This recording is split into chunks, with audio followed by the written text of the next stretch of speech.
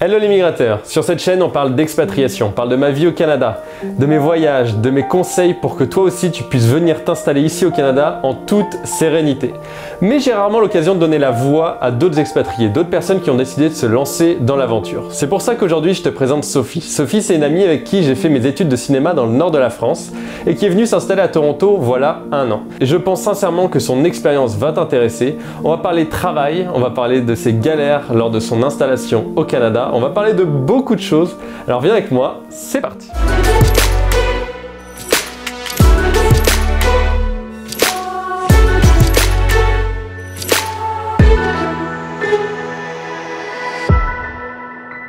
Je m'appelle Sophie, j'ai 22 ans, je suis arrivée à Toronto en janvier 2018. Je travaille dans une glacerie, je suis assistante manageuse. À côté, je fais du freelance dans la vidéo, dans les documentaires ou dans les films d'entreprise. Et puis, je travaille sur mes projets perso aussi en tant que scénariste.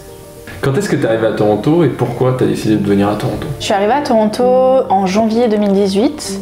Et je suis venue à Toronto parce que l'industrie du film ici est assez importante et du coup je voulais continuer ma carrière dans l'industrie du film ici et surtout devenir bilingue en anglais. C'était mon objectif principal, devenir bilingue en anglais.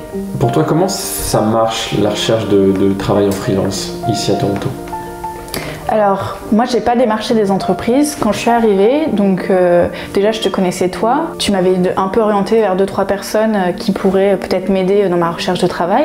En construisant un réseau, si je peux dire, c'est ça qui m'a apporté le plus de boulot. C'est-à-dire que j'ai dû changer ma technique entre la France et le Canada. En France, quand je suis arrivée à Paris, j'avais fait une liste de plein d'entreprises qui pouvaient correspondre à ce que je faisais, puis j'avais envoyé plein de mails et en fait c'est comme ça que j'avais trouvé mes premiers contrats et que j'avais développé mon entreprise en France. Et puis quand je suis arrivée ici, j'ai essayé de faire la même chose, mais en fait ils reçoivent tellement d'emails et de choses comme ça qu'ils traitent pas en fait. Donc moi je faisais du freelance, mais je me suis dit il faut vraiment que je postule à des emplois. Donc j'ai cherché sur LinkedIn, Indeed. Donc toi quand tu es arrivé à Toronto, est-ce que tu t'attendais à trouver du travail plus facilement dans ta branche ou c'était plus compliqué que ce que tu t'attendais? Je pensais à trouver du travail plus facilement parce que je te connaissais en fait quand je suis arrivée à Toronto et toi tu venais de commencer avec Coach and School et ça marchait très bien pour toi et comme on avait fait nos études ensemble, je me suis dit que peut-être ça serait la même chose pour moi. Donc en fait moi quand je suis arrivée et que je commençais à envoyer des CV un petit peu partout, c'était pas le fait que j'avais des qualifications, c'était plus la plupart du temps t'es pas résidente permanente et du coup on peut pas t'engager. Et ça a été une grande surprise. Moi j'arrivais pas à trouver une entreprise qui pouvait m'engager. Du coup c'était un peu un cercle vicieux, ils me demandaient une résidence permanente, mais moi si je voulais la résidence permanente, il fallait que je sois engagée 1 an dans une entreprise. Et quand je me suis rendu compte de tout ça, je me suis dit merde, qu'est-ce que je fais? Est-ce que je rentre en France ou est-ce que je reste ici? Et moi j'ai décidé de rester ici parce que la vie me plaît et du coup de continuer. Mais du coup ça veut dire passer par des petites galères en fait pour arriver au Graal qui est la résidence permanente. Et pour moi la galère qui est en fait de travailler dans une glacerie en tant qu'assistante manageuse. Et comment ça se passe ici pour trouver un petit boulot comme ça?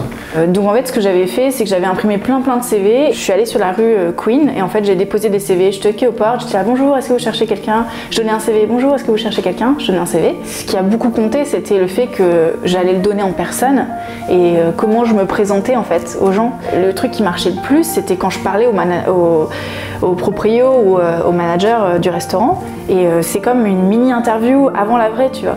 En fait, j'ai cherché du boulot, je pense un lundi et j'ai commencé 1 semaine plus tard, quoi. En fait, ici, c'est hyper facile de trouver des boulots peu qualifiés. Surtout l'été, il y a vraiment, les gens sortent beaucoup plus, donc ils cherchent souvent des gens pour la saison parfois.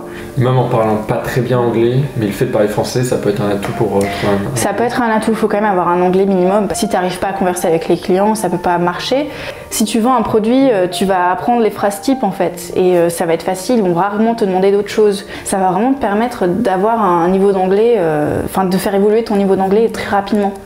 Parce qu'en fait, tu dois parler en anglais en permanence, les gens parfois te demandent des choses, tu vas être confronté à plein d'accents différents, tu vas te tromper mais tu vas te rattraper, les gens ici ne te comprennent pas, ils vont te faire répéter. Pendant que tu travailles pendant 7 heures, tu vas parler anglais pendant 7 heures. On s'imagine pas à quel point ça peut être difficile parfois, mais vraiment sur des trucs très débiles parfois. le fait d'être loin de sa famille ou le fait de devoir tout redémarrer à zéro, tu vois. Quand tu es dans une ville où tu as fait tes études, des choses comme ça, tu as tes amis de l'école. C'est pas le début qui est difficile parce que le début, on est tout frais, c'est l'aventure, c'est le début, mais en fait c'est de tenir sur la longueur et c'est des questions de visa. C'est que pour la première fois de ma vie, je suis une immigrante en fait dans un pays, ce que je n'ai jamais été, et en fait c'est vraiment plus difficile qu'on pense. Et encore j'ai beaucoup de chance parce que on est au Canada et que c'est un pays totalement safe et que je viens de la France, mais on part de zéro et en fait on se construit, tu vois.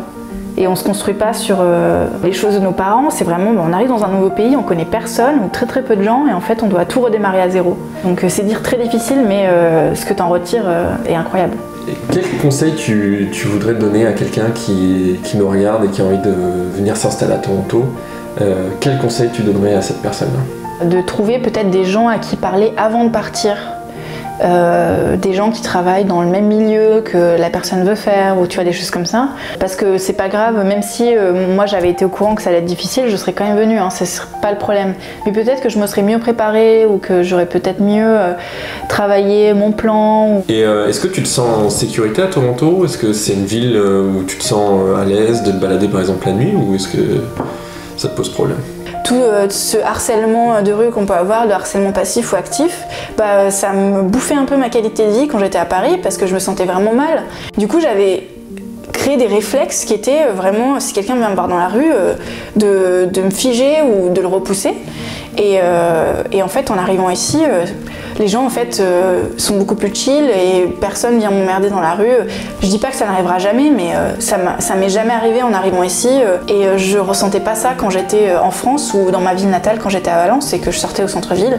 Au contraire, je me sentais mal parfois, quoi, mal. Et ici, je sens pas ça, je me sens vraiment bien. Et ainsi se termine cette nouvelle vidéo. J'espère sincèrement que l'expérience de Sophie t'aura inspiré et répondra à tes questions si jamais tu veux toi aussi venir t'installer au Canada. Si tu veux soutenir la chaîne et ne pas manquer les vidéos que je publie chaque dimanche, n'hésite pas à t'abonner en cliquant sur le bouton juste en dessous. Et si tu veux voir comment je fais mes vidéos, ce qu'il se passe derrière la caméra et ainsi que l'ensemble de mes photos de voyage, n'hésite pas à aller me suivre sur Instagram. Sur ce, je te dis à dimanche prochain pour une prochaine vidéo. Ciao!